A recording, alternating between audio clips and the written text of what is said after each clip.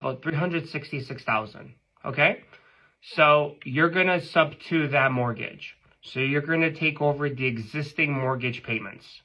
Does that make sense on the first part? Yeah. So their existing mortgage allows an assignment to it. When you say assignment, do you mean assuming the mortgage? Yes. Okay, so you're not assuming. You're just taking over the existing mortgage payment. So it's called subject to financing. It's creative financing, so you don't even have to take the debt into your name. Okay. But you still own the property. Okay. So when you say I still own it, so the closing it'll be vested into my name and out of their name? Yes, but the mortgage will still stay in their name until you sell the property or refinance it. Okay, perfect. Yeah, so it's actually like a lot better than assuming, because you don't have to go through no bank, you don't got to go through underwriting, they don't check your income, they don't check your assets, nothing.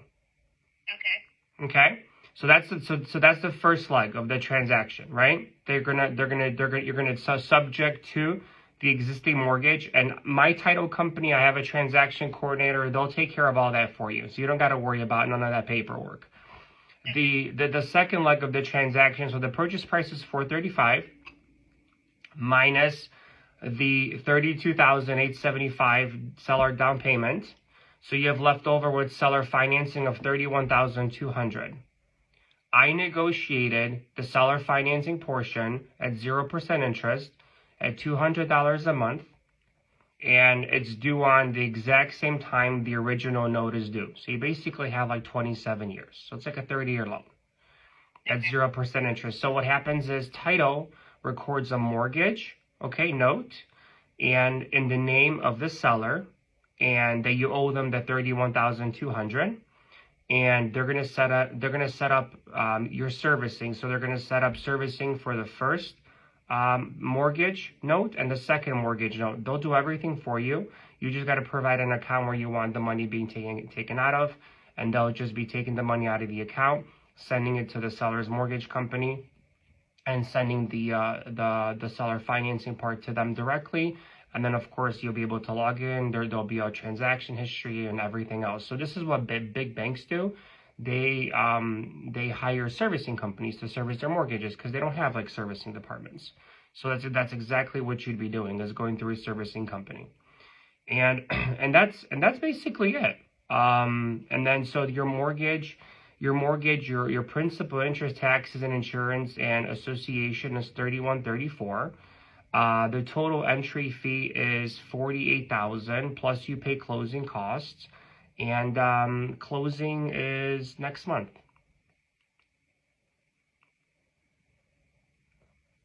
Okay, so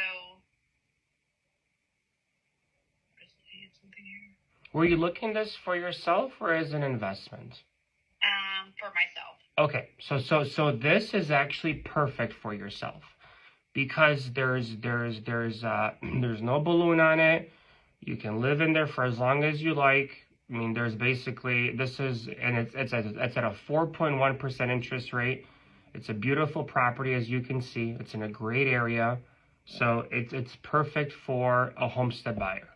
Okay, and that price that they have on there, is that negotiable at all? Because when I'm looking at the property, it's looking like the value.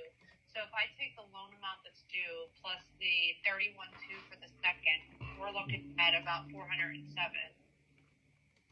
the value area, like a $407,000 lien in reality. So if you go to refinance, you'd be at about $407,500. So yeah, so Amanda, to be honest with you, you're probably not going to want to refinance this. You're at a 4.1% rate. I don't think we're going to see those rates in a long time. Yeah. Right now we're at 8% interest rates. Yeah. You're getting half the rate. Okay. You see what I mean? So you don't have to refinance. Yeah, I see that the market value on it's about 404. So even if we didn't refinance with that 407, that means you'd be upside down in equity. The market on it, when I ran the comps, is around 435, because of it's fully remodeled. The whole property is fully done. So the comps are, the comps are about 420 to 430.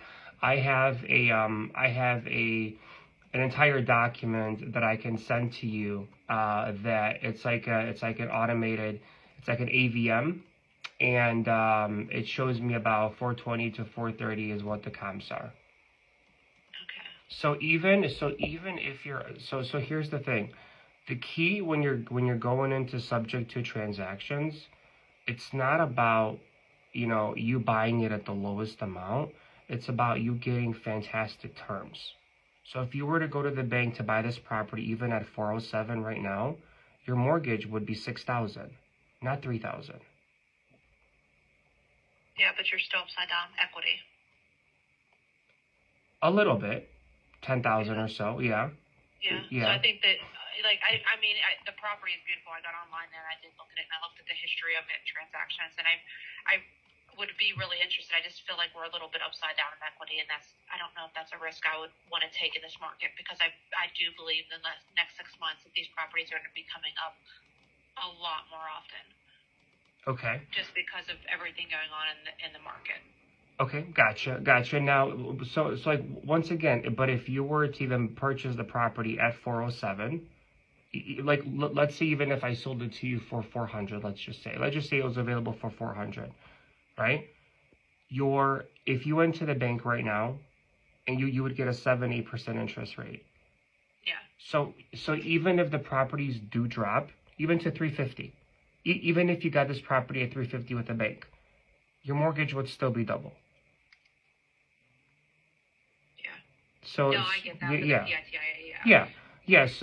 So your principal, number one, your principal pay down is a lot more because of the rate. You have a 0% interest on the seller financing portion, and you're locking in a rate at 4.1% at a fully remodeled property. So the equity is going to go up eventually, but the rates are not going to change anytime soon. So okay. when you're buying sub-twos, the plus here is getting good terms. And the good terms is getting this house at a payment of $31.34 and not $61.34.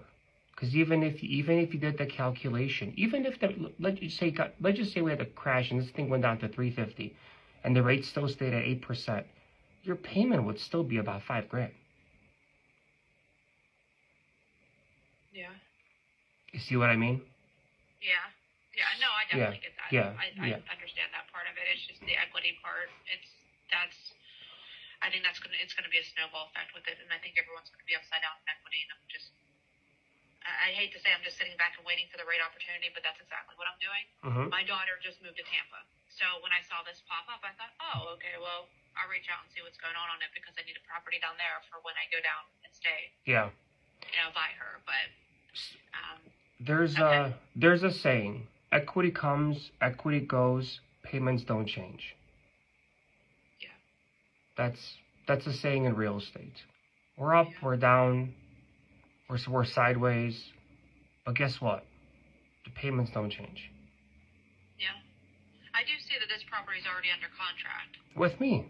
I have it. Oh, okay. Yeah, I have it. I could literally, that's why I could, I'm looking for a person to assign it to. Okay, gotcha. So, are you familiar with how assignments work? A little bit, but I usually, whenever I purchase, I usually just go through a lender and buy the investment. Yeah, so creative, there's no lenders involved. It's just you, me, and escrow. That's it. There's no lenders. There's no underwriting, there's nothing. We don't check your assets, we don't check your pay stubs, we don't check anything. It's the easiest transaction you're ever gonna do in your life. Because there's no one involved besides me, you, the seller, and my escrow company. And that's it. Okay. So it sounds like you're which is fine. Creative finance is is not very common, not very